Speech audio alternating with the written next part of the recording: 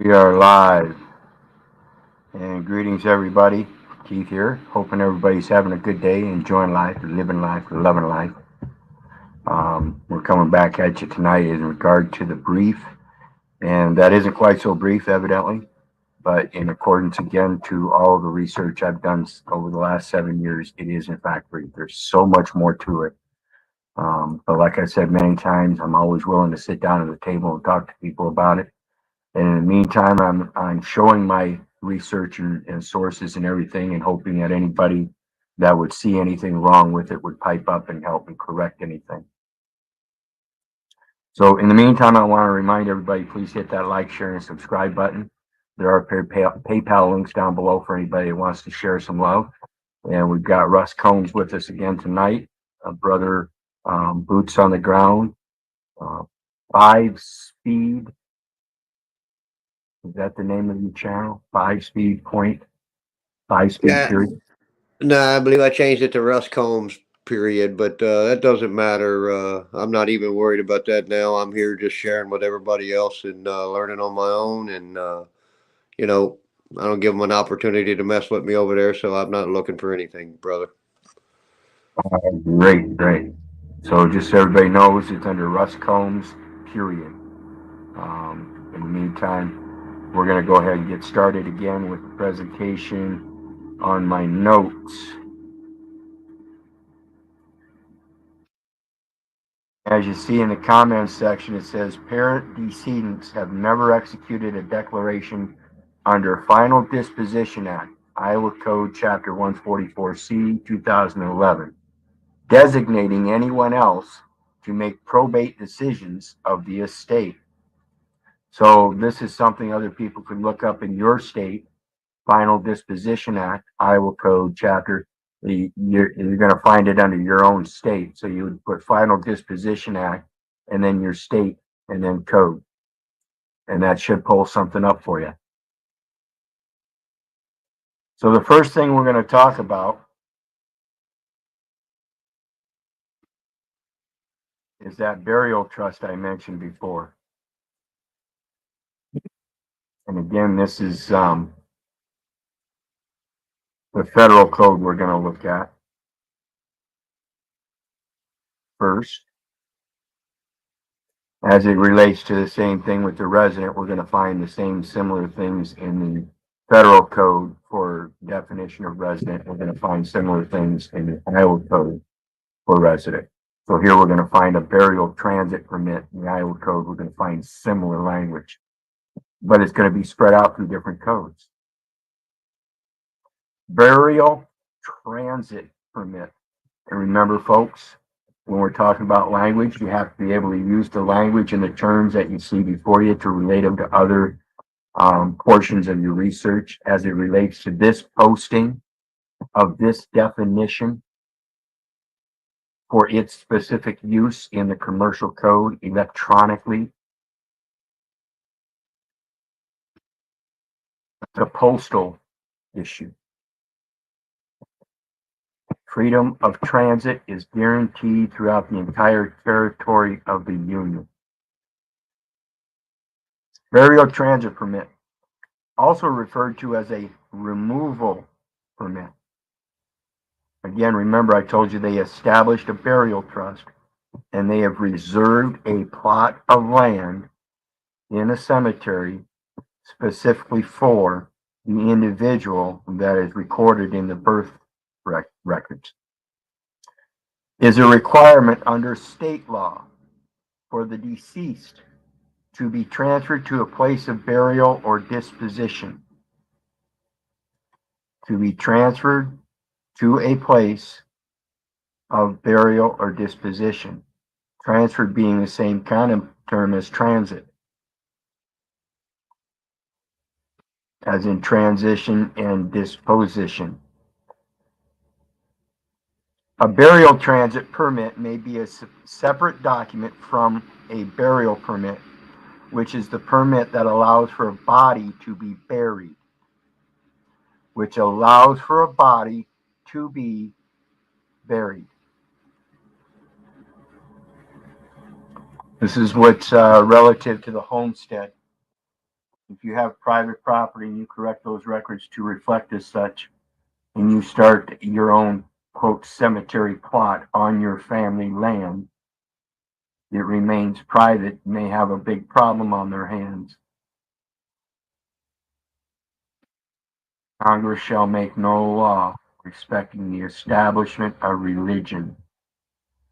And this is after a preamble that says to form a more perfect union. And when we put our people in the ground, it's for a transition, like transit.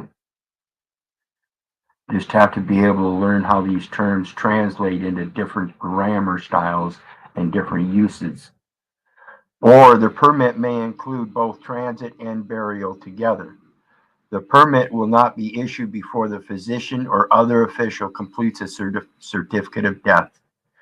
As it relates to the enumeration at birth that creates the use of birth certificates through a statement of live birth, you now have a certificate of death that's issued when you die, when you pass on, when you become deceased. That activates this burial trust and the burial transit permit.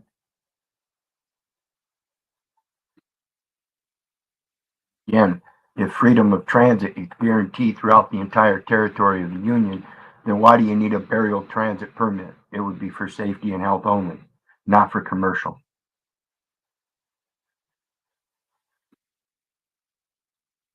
Still, it would remain public. It would be a public burial. Even though they might want to call it a private burial, it would be a private burial in public lands that they're claiming as public lands. Again, Leviticus 25 verses 23 through 25, the land shall not be sold forever for his mind. So how dare you condemn it or tell anybody else how they can use it or claim it for strictly for public use? Again, they have to condemn the land of its natural use to be able to commercialize it for public use. Once this happens, burial transit permit can be completed, which typically includes details about the identity of the body, cause of death, funeral directors, and place of burial. Now, what happens upon that certificate of death, again, that's for a final disposition and a final entry into the National Archives for its historical value of the statistical data elements.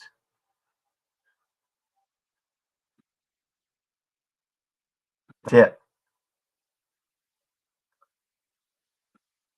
What do you think, Russ? Seems all self-explanatory to me nowadays. But I see how people get it all twisted. You know, you got to pay attention to the words and how they're Absolutely. used. Yeah, what they're And doing obviously, here, what and they're doing, obviously, I think you have to come from that spiritual standpoint on maybe the discernment and the use of the words. absolutely, not only the use of the words, but your actions throughout life. This is one of the things that the courts presume through legal fiction is that if they see that identification and it's got that legal name, that's all they're concerned with, and they go by a legal process, and nobody has put in the merits of the true identity of that body and the will of that body as it follows the will of the laws of nature and her God, which everybody presumes, assumes, and otherwise asserts is a God, which I define as the source of life, from the dust to the dust. Right. And I No, was noticed when you were Chris Rasta over on Paul's when he said that they all said what I was doing was valid. And I made the comment in the comment section that is that valid with the spirit of the spiritual consciousness of what is right? right, and that's what we got to look at when we talked about that topic. That was about a matter of stolen valor, Hmm. and when it comes to the merit system, like I said, the military uses a merits and demerits system, but it is not true merits because once you employ yourself in the military, you have lost merits already. The merits, by definition, original intent is spiritual credit. And if you think you're going to war under your spiritual credence by giving up the word of God and going around to some other foreign country that you claim is foreign when it's his land, and you're supposed to be a redeemer, you go around slaughtering people, I think you've been misled. Forgive them, for they know not what they do. Come out of her.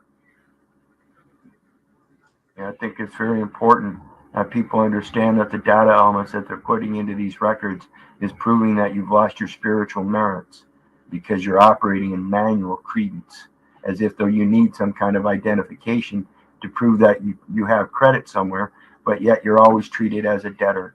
I find it fucking insane.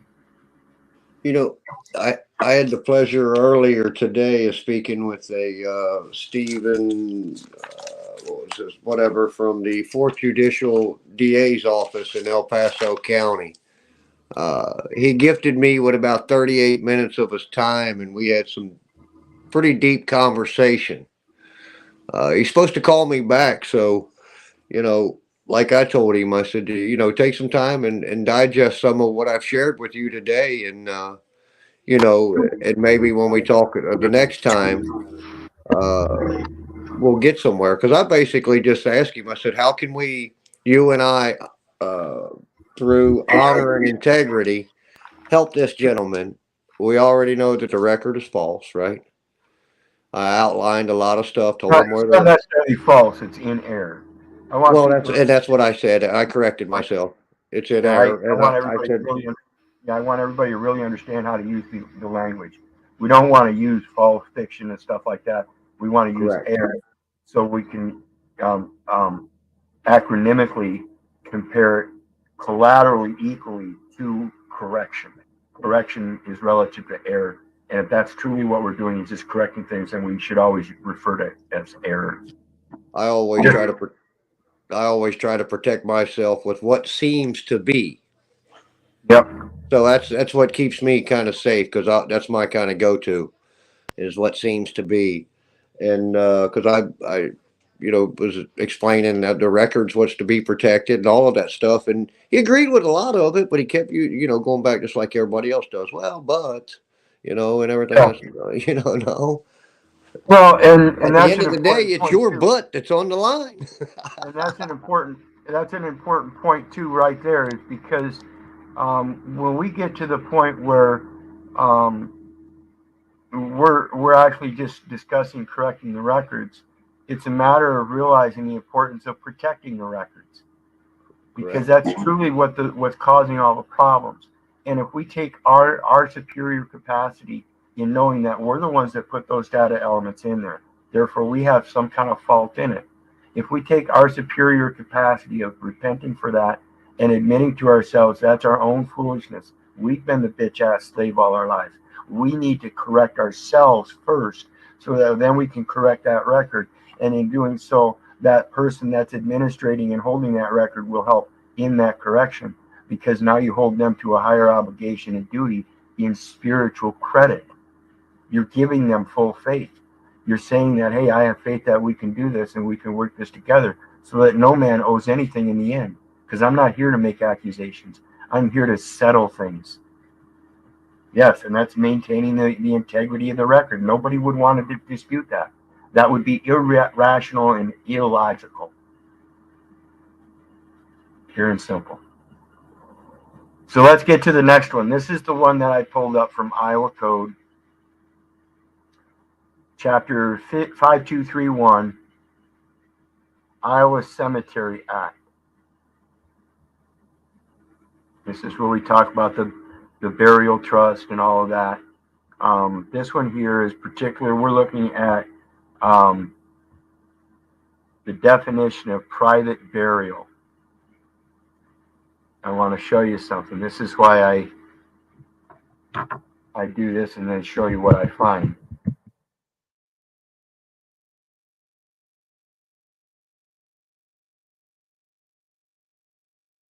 There's two places where it's mentioned as private burial, one right after another, and this is in definitions 1.02. A private burial site where use is restricted to members of a family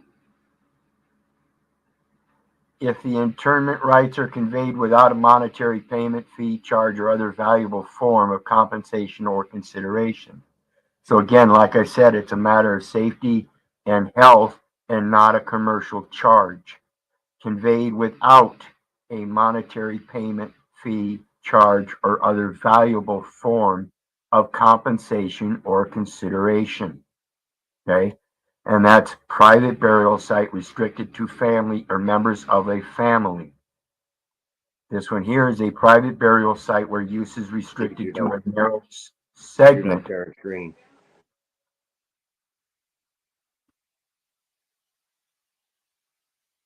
Is that better? Yeah. There we go. Okay. Iowa Code 5231.102 definitions. And it's a private burial site is site where use is restricted to members of a family. If the interment rights are conveyed without a monetary payment, fee, charge, or other valuable form of compensation or consideration. The next one, still using a private burial site, saying where use is restricted to, and then it says a narrow segment of the public.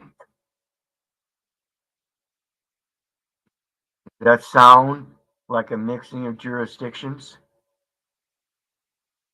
Restricted to a narrow segment of the public if the interment rights are conveyed without a monetary payment, fee, charge, or other valuable form of compensation or consideration.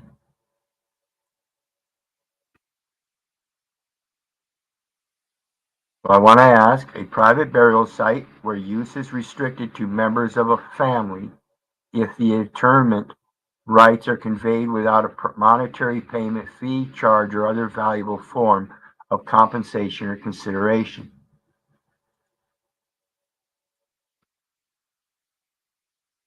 So it's just a notice that, hey, we're taking the body and we're going to bury it. We don't need monetary payment, fee, charge, or other valuable form of compensation or consideration to do so.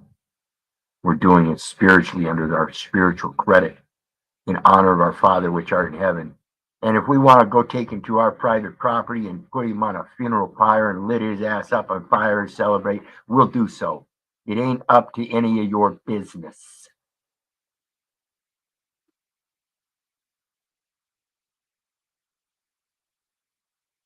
Merely because there's a construction of some kind of burial trust, which is still a commercial element that has absolutely nothing to do with you, but rather their indentured obligation under the Constitution of domestic tranquility and general welfare. Again, to form a more perfect union, where freedom of transit is guaranteed throughout the entire territory of the Union. You came from the earth, you'll go back to the earth. They are not allowed to make a business of it in any way, through any regulated legislation or not. My yea is my yea, my nay is my nay.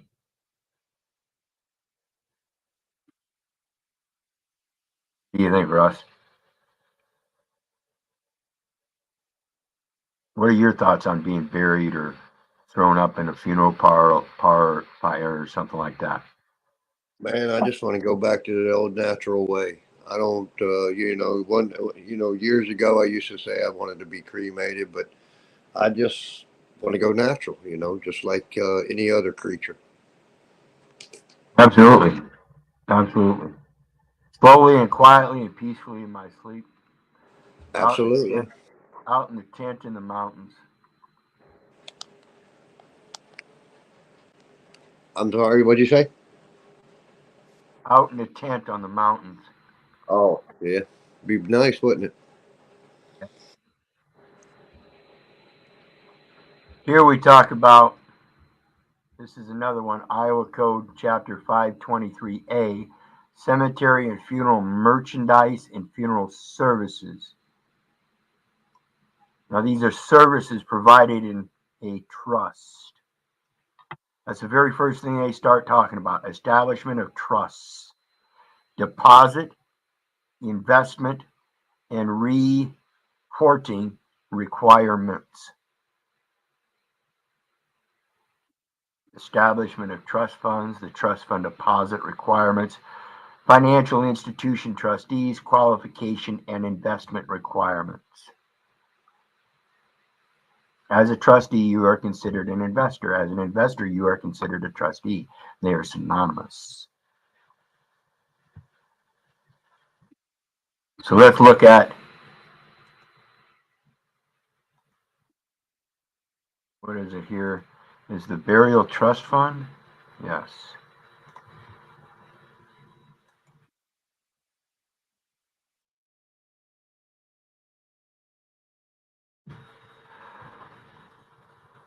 Under Iowa law, burial trust fund means an irrevocable burial trust fund established by a person with a financial institution for the purpose of funding the future purchase of cemetery merchandise, funeral merchandise, and funeral services, or a combination thereof, upon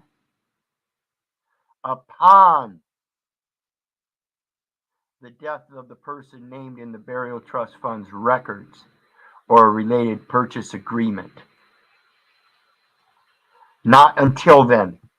Not until then. And the very important point here I want to make out, people, I want you to understand, like I said many times, these courts operate administratively as a matter of probation of estates of persons known to be decedents. 31 USC 1321, subset 73, estates of decedents, comma, Department of State, comma, trust funds. So the burial trust fund established through the probate estate code of Iowa is a matter of probate estate, and they're not supposed to be administrating that estate until upon the death of the person. I don't care if they've deemed him missing or incompetent, but upon the determination of death.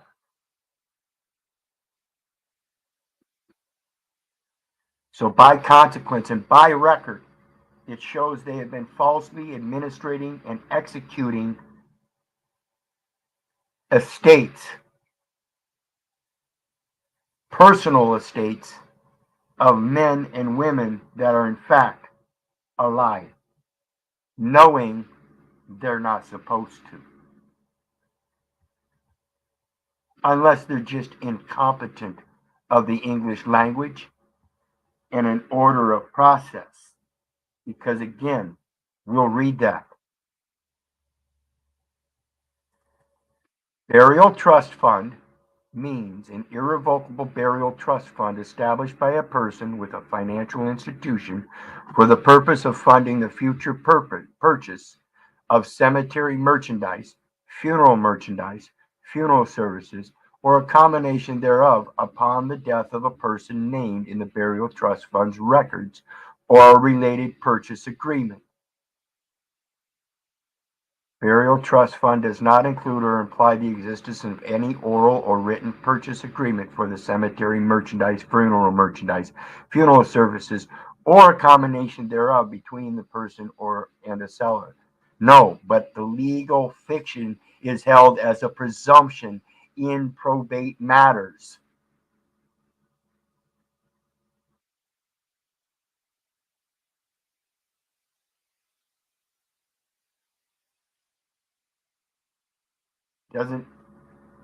Does not include or imply the existence, but it is certainly presumed. And so all you have to do is show that there is no existence. So let's read that comment that I posted in the chat earlier. Parent decedents have never executed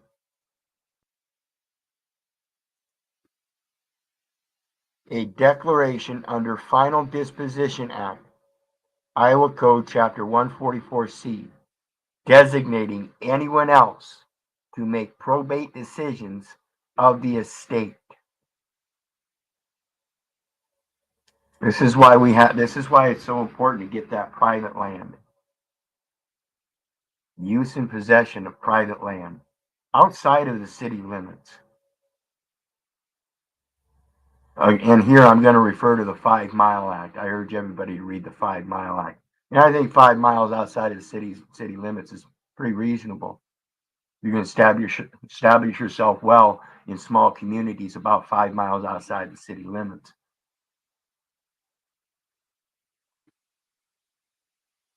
What do you think, Russ? I'm a good old Tom Sawyer type guy myself anyway. I prefer nature. Sounds like an awesome deal to me.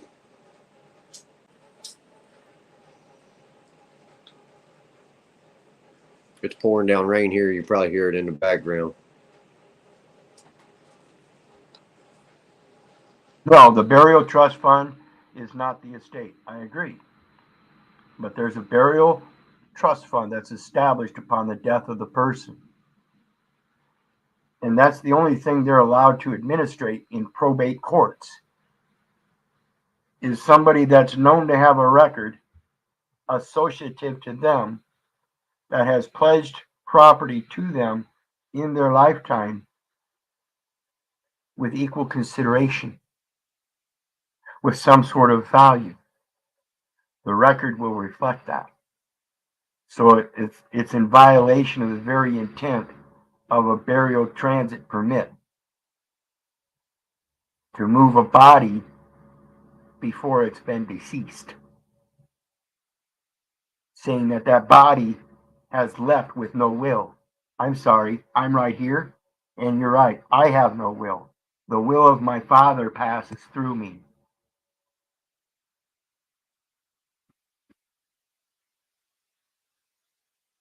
Gen V, it's not a matter of adopting it, it's a matter of using it for your own principles and purposes to remain safe outside of the community. This is grasping a hold of that urban area before urban development does and condemns it. You redeem it by claiming it just 5 miles outside. The tighter we make those circles, the smaller those societies are, and the more dependent they are upon that urban area where we're out there providing all the apple trees, cherry trees, grapevines, fields and crops and flowers and all the natural herbs and medicines, because those aren't mowed down.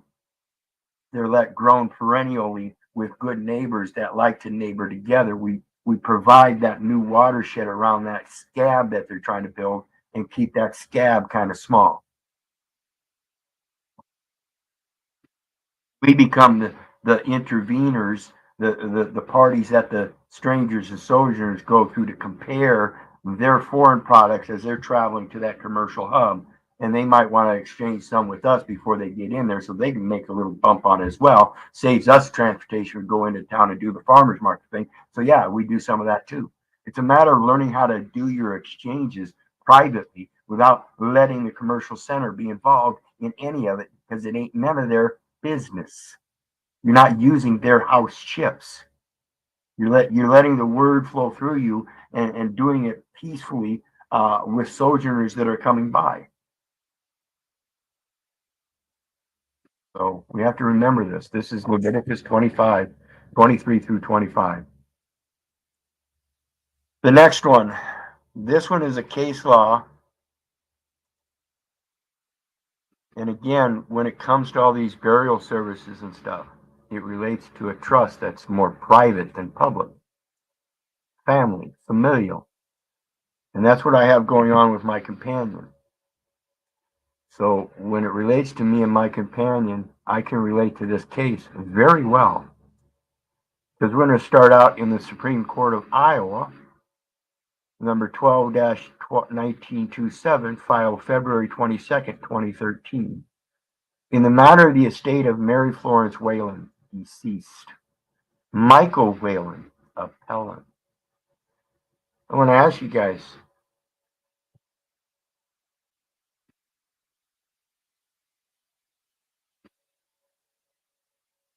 the Supreme Court of Iowa, 22nd of February 2013, in the matter of the estate of Mary Florence Whalen. Notice this is all uppercase. Then it says deceased. And then Michael Whalen, appellant. Appeal from the Iowa District Court for Jones County, Paul D. Miller, judge. Decedent's surviving spouse appeals probate court's ruling ordering decedent to be buried in Montana as instructed in her will. Reversed and remanded with instructions. Why would that be so? See, in this matrimonial trust, in a covenant with our Creator, it is my firm belief through my comprehension in the scriptures that I use as my holy writ and instruct my woman, whom I've named a new name, choice.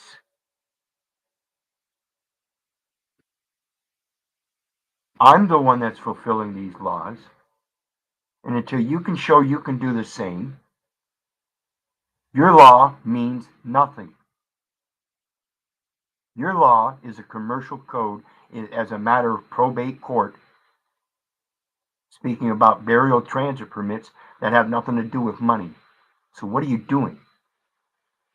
Are you trying to supersede the spiritual merits that we present in our covenant? Are you trying to deny that one of his children can be buried according to his will and not the will of some paper document that has been misconstrued and misapplied in a probate situation where there is most certainly and most superiorly a higher will, a greater truth? How dare you?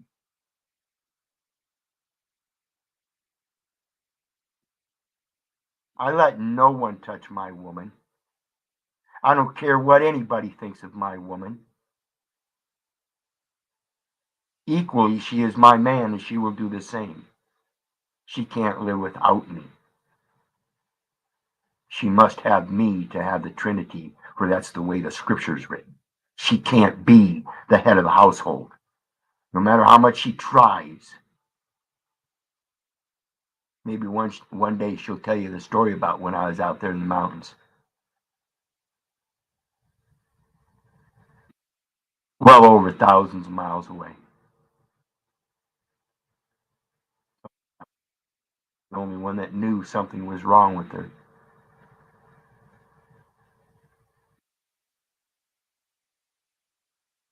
Different connections than these manual connections that everybody placates in these popularity contests while they're signing all these documents to get all that popularity, like I said earlier, expressing that somehow they have some kind of credence through identification and yet being called a debtor. There's no debt and no implication of a debt. Then what are you doing trying to take the body that doesn't belong to you? It belongs to God. I'm the one that's directed by my associative wedlock. Again, it's not a marriage. It's a matrimonial process. It's a knowing.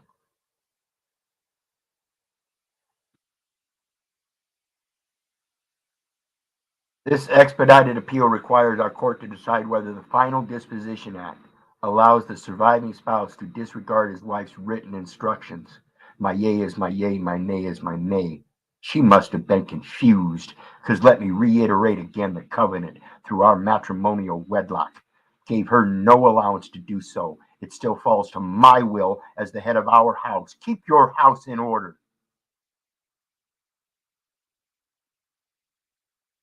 The decedent's last will and testament and her correspondence with family members included specific directions to bury her in a plot she had already purchased. The land shall not be sold forever.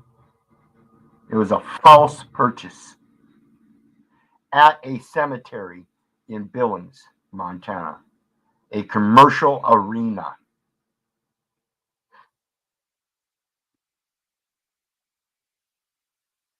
That's that second definition under the Iowa Code of a burial plot.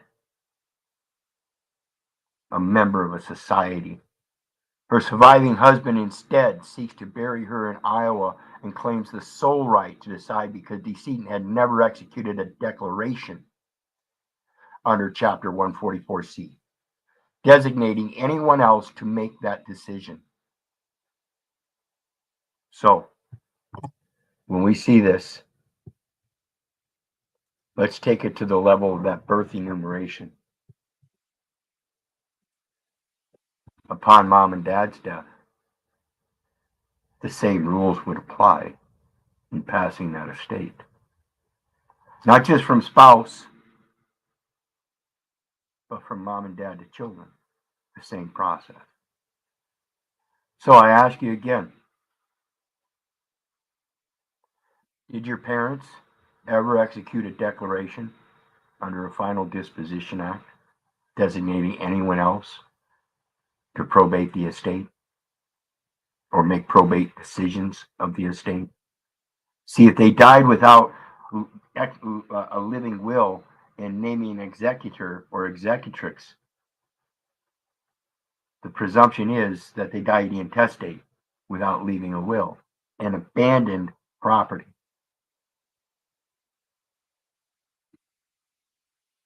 Foundling hospitals, abandoning the property right away because they never made a declaration to begin with, let alone a final declaration. See, that's that point of the enumeration at birth that I keep trying to convince everybody.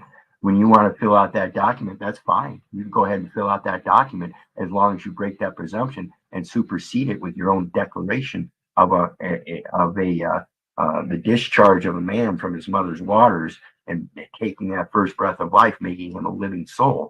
And you will teach him how to live in the merits of life, presenting the spiritual creeds. He needs not a public education. He needs our inspiration privately. I urge everybody, learn what you've been indoctrinated into and learn how to follow that very inspiration that you think you have. Learn how to become motivated to do the best that you can do in your talents, not in what somebody else expects you. And I guarantee you, you probably don't even know what your talents are. You've been indoctrinated to be employed to believe that this is your talent, when in fact your true talents are probably something more spiritual. Instead of welding or torching or fishing. Granted, that's a great talent. But this tells us about being multi-talented. I kind of agree with Paul when he says,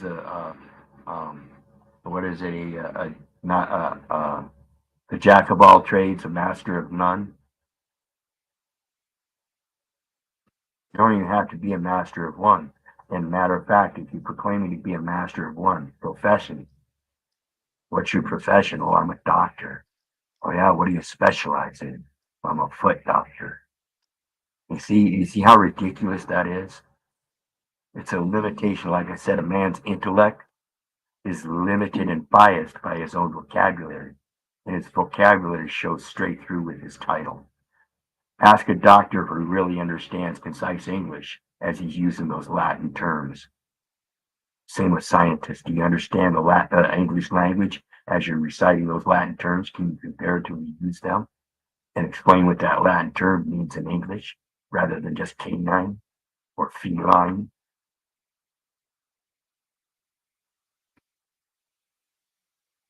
Again, like I said, don't believe me, don't believe your neighbor, don't believe your government, don't believe your mother, for crying out loud. Do your research so you know. Real quick here, I want to remind everybody, hit that like, share, and subscribe button. And then, of course, we're going to scoot out here. And what do you got to say, brother? And not much. I just come to hang out and kind of clear the fog in my mind as well. There's not a time that I ain't around Paul's or here, you know. If you come there for the right reason, a man can learn a lot of stuff. And Yep. it is disheartening with all the discord out there, the negative discord, right? And this is elementary. my dear Watson. Yep. You know, I mean, it's obviously inherent in all of us. It's not okay to act and behave this way. Yeah, well, and it's because people have been indoctrinated into the system, and one of those systems says, as I've expressed in the courts, I've got Gen V's comment up here, and I want to take a moment to thank Gen V and Jimmy Shively, Channel 3, and Iona Source, and let's see, Wobbly Boost is down there, Norman Longstaff. Greetings, everybody. I appreciate your continued support. I am blessed. And she says, many expect that we fund the courts by the securities created, by the documents filing cases for suits. Yes, we're the ones signing them, and that's giving a securitized um, aspect to a government instrumentality, which is negotiable. But what we're doing is we're not acting in a negotiable manner because we don't know it. And what happens is on one side of the counter, we're giving them data elements, private data elements, as if though it's a private journal. On the other side of the corner, on the other side of the counter in these courts, it's a court registry investment system. And what happens is the documentation data elements that you file merge with a historical record known as the statistical record. This is the state's vital statistical record that they create upon enumeration at birth. Every time you use that address in a national address format in those courts, it creates that contractual nexus presumed with the post office. Because now you're willing to put data elements and post to their account. If you knew that and knew that you weren't supposed to be posting, you would become the postmaster and just say, no, my yay is my yay, my nay is my nay. I don't wish to enter that form. You would learn this difference, and it's a merger. This is the same thing the English language is doing. It's an adoption and merger of multiple languages to color it and twist it. The more you get it, the better you get at learning how it originates and untwisting it and untangling and see where it is congruent through different languages, that it means the same thing, but they're using the letter of the law where it's been morphed to a modern day usage, an extra jurisdiction. That's all they're doing is creating further and further jurisdictions. Like I said, there's only one jurisdiction. That's the truth. We have the civil rights jurisdiction. We have the feminist jurisdiction. We have the gay and bisexual, homosexual jurisdiction. We have the transgender jurisdiction. So we're going to have a cyborg jurisdiction. We have all kinds of them that are just popping up because people want to be insane. They don't know what the true jurisdiction is. And that's because they're all willing to accept them little white lies, and the little white lies can keep growing and growing. Ask your mama. She tells you, you start out with one lie. And then the next thing you know, you got to cover up that lie with another lie and just keep growing. And people are ignorant to this as if though they think they can't be found out. Dude, you're not only not the Wizard of Oz, but there ain't no curtain covering. A man's intellect is limited and biased by his vocabulary for certain people. I'm one of them, and I use it very well. Like I said, if you don't come to me spiritually, I already have a shade on you. Anyway, anything else, brother? No, I think I'm good, my friend. All right. Well, with that then, folks, remember, I love you. I don't give a rat's ass whether you love me back or not. So may God bless you. Have a good night, and we'll see you next time. Bye now. Much love. Much love.